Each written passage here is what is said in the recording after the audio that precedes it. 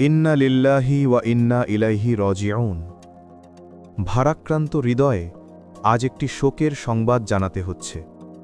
শহীদ শরীফ ওসমান হাদি, এই নামটি আজ আমাদের বুকের ভেতর গভীর এক হাহাকার হয়ে উঠেছে। দীর্ঘ চিকিৎসাধীন অবস্থায় সিঙ্গাপুরের একটি হাসপাতালে তিনি ইন্তেকাল করেছেন। মৃত্যুর এই সংবাদ শুধু একটি পরিবারের নয়, সমগ্র জাতির জন্য এক অপূরণীয় ক্ষতি।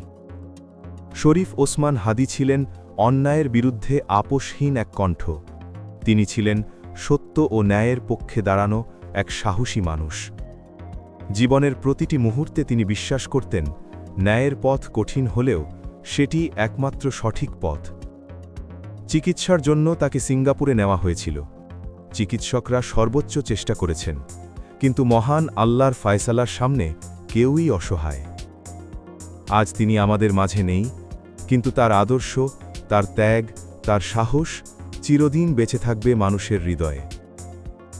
একজন মানুষ যখন নিজের জীবন উৎসর্গ করেন আদর্শের জন্য, তখন তিনি আর সাধারণ মানুষ থাকেন না, তিনি হয়ে ওঠেন শহীদ।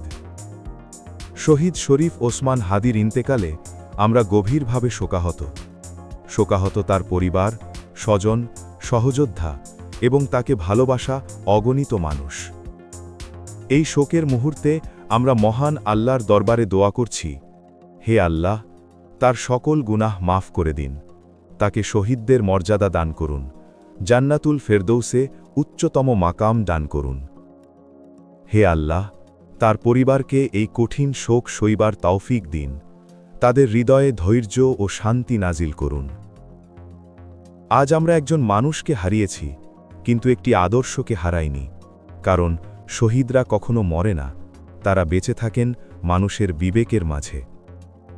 শহীদ শরীফ ওসমান হাদি, আপনি নেই, কিন্তু আপনি আছেন আমাদের দোয়ায়, আমাদের স্মৃতিতে, আমাদের সংগ্রামে। ইন্না লিল্লাহি ওয়া ইন্না ইলাইহি রাজিউন।